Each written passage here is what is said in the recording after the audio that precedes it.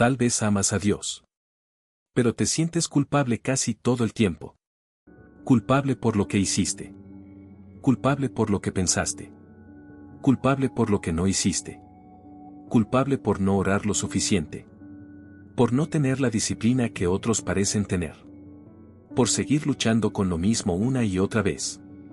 Y aunque nadie lo nota, cargas un peso constante. Te levantas con la sensación de que estás en deuda. Como si siempre estuvieras fallando en algo. Como si Dios estuviera ligeramente decepcionado, aunque no lo diga. Entonces haces más. Intentas esforzarte más. Prometes cambiar más. Pero el peso no desaparece. Y poco a poco empiezas a creer que esa culpa es normal. Que es parte de crecer espiritualmente. Que sentirte mal contigo mismo es señal de humildad. Pero déjame preguntarte algo con suavidad. ¿Y si no toda culpa viene de Dios? ¿Y si lo que has estado llamando convicción, en realidad es condenación?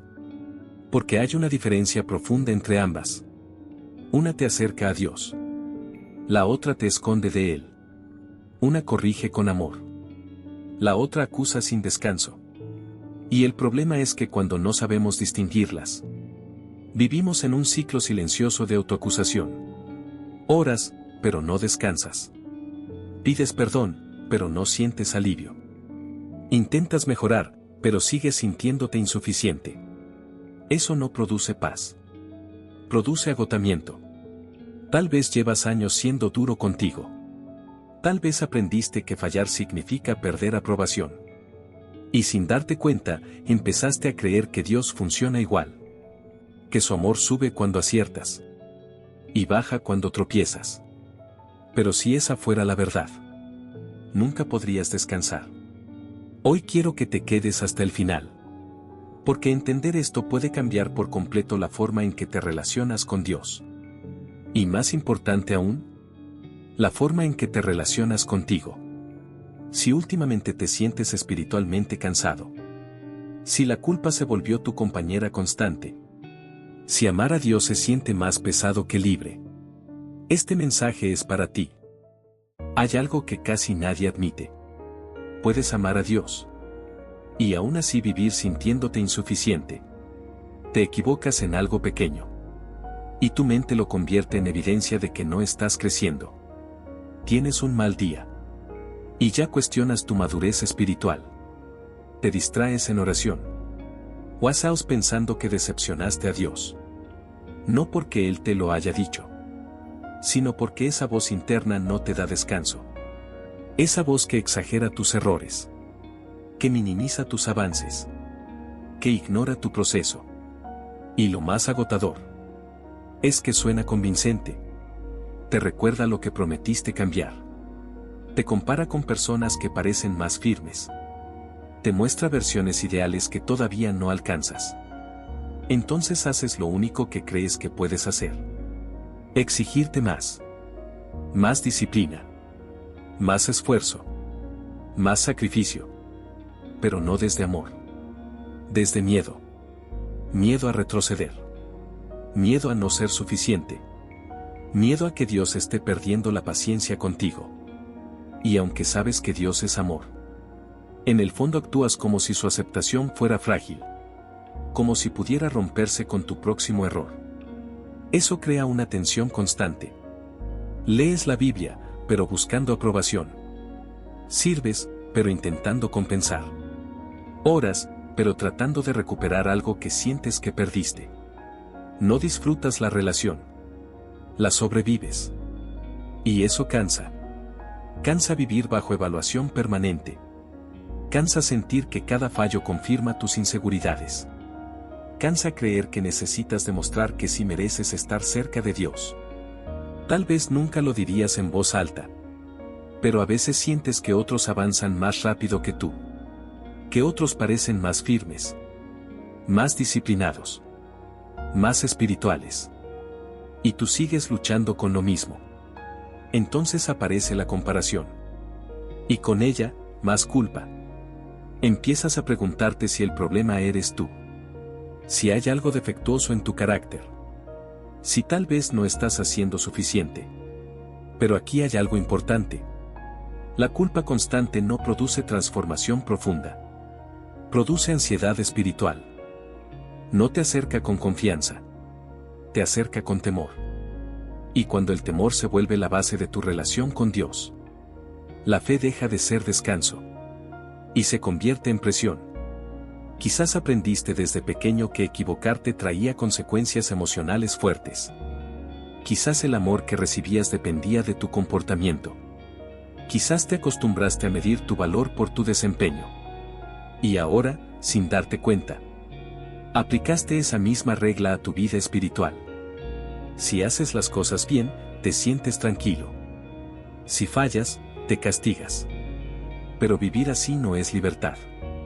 Es agotamiento disfrazado de compromiso. Y si hoy te identificas con esto, no estás solo. Muchos creyentes viven atrapados en una culpa que nunca se va. Una culpa que no corrige y descansa. Una culpa que acusa y repite. Y mientras no la entendamos, seguirá definiendo la forma en que nos vemos. Y la forma en que creemos que Dios nos ve. Ahora necesito decirte algo con calma. Pero con claridad. No todo lo que sientes viene de Dios. Sé que eso puede sorprenderte. Porque cuando la culpa aparece después de fallar, automáticamente asumimos que es Él corrigiéndonos. Pero hay una diferencia profunda entre convicción y condenación. Y si no aprendemos a distinguirlas, viviremos espiritualmente confundidos. La convicción es específica. Te muestra el error con claridad. Te invita a corregir. Y una vez que reconoces lo que hiciste, trae paz. La condenación es diferente. No señala solo lo que hiciste. Ataca quién eres. No dice, eso estuvo mal. Dice, tú estás mal. No te impulsa a acercarte a Dios. Te impulsa a esconderte. La convicción abre la puerta del arrepentimiento. La condenación cierra la puerta de la esperanza. Y aquí está el punto delicado. Muchos hemos normalizado la condenación, pensando que es señal de humildad. Creemos que mientras más duros seamos con nosotros, más espirituales somos. Que si nos castigamos lo suficiente, eso demuestra que realmente nos importa cambiar. Dios corrige, sí, pero no humilla. Él señala el camino. No destruye tu identidad.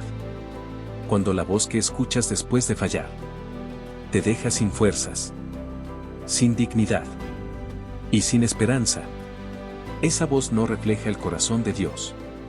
Porque el propósito de Dios al corregirte no es recordarte que eres insuficiente, es recordarte que estás en proceso. Hay algo importante que entender aquí. La condenación produce distancia. La convicción produce cercanía. Si cada vez que tropiezas sientes que debes esconderte, callar o alejarte emocionalmente de Dios, eso no es una corrección sana. Eso es miedo. Y el miedo constante no construye una relación segura.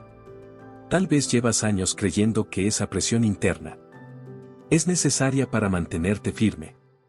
Que si bajas la autoexigencia, retrocederás. Pero crecer desde miedo no es lo mismo que crecer desde amor. El miedo te empuja. El amor te sostiene. El miedo te acusa. El amor te forma.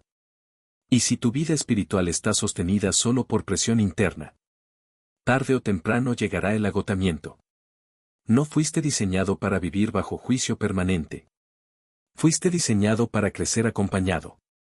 Si hoy la culpa no te deja descansar, si sientes que nunca es suficiente, si después de pedir perdón sigues sintiéndote condenado, tal vez no estás escuchando convicción.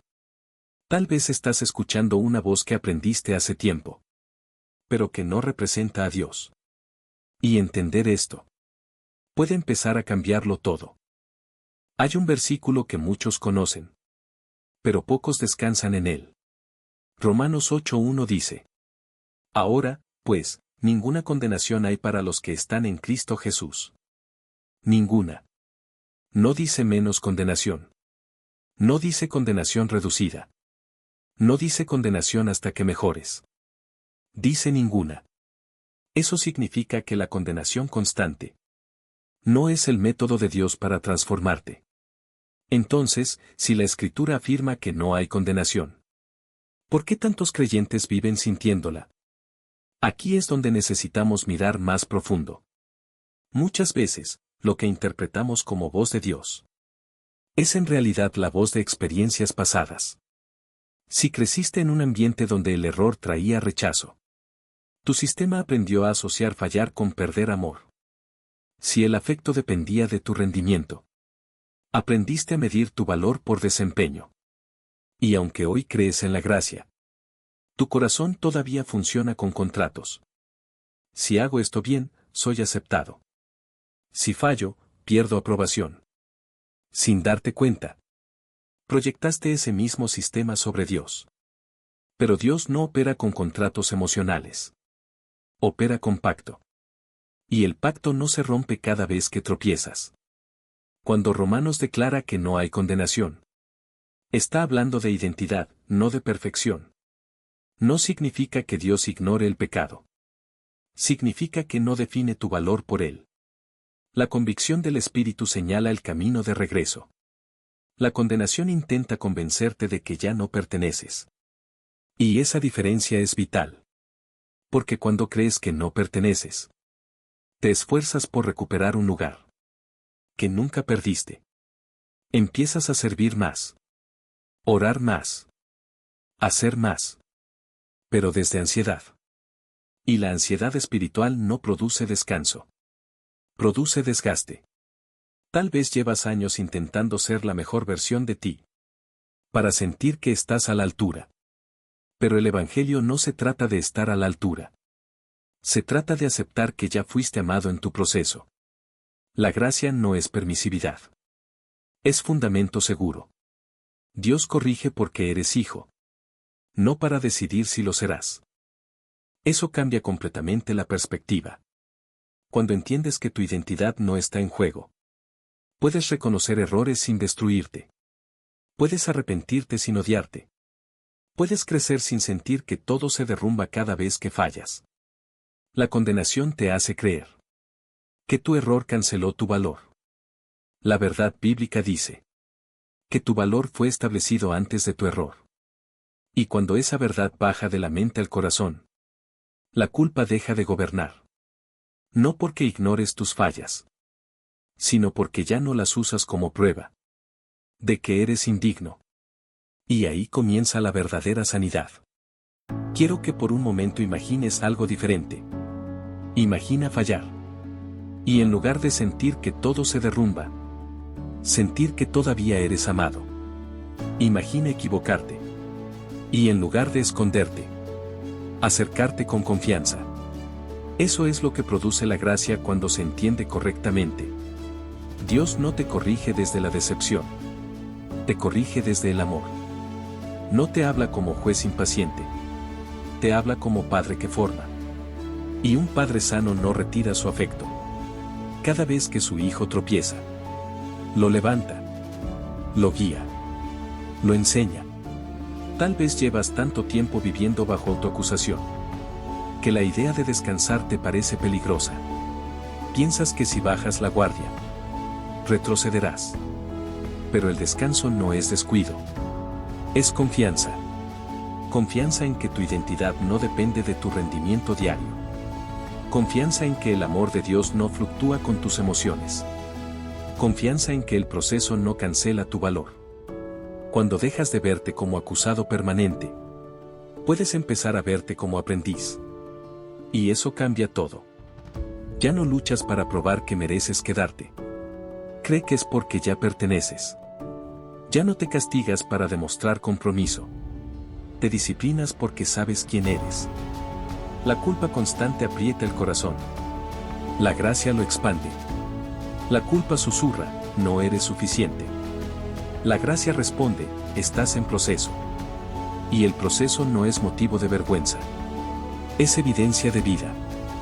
Si hoy te sientes cansado de exigirte tanto, si estás agotado de vivir bajo presión interna, Si la culpa se volvió un ruido de fondo permanente, tal vez es momento de soltar esa carga. No necesitas castigarte para cambiar. No necesitas condenarte para crecer. No necesitas vivir bajo juicio para ser transformado. Dios no está esperando que te destruyas para aprobarte. Él ya decidió amarte.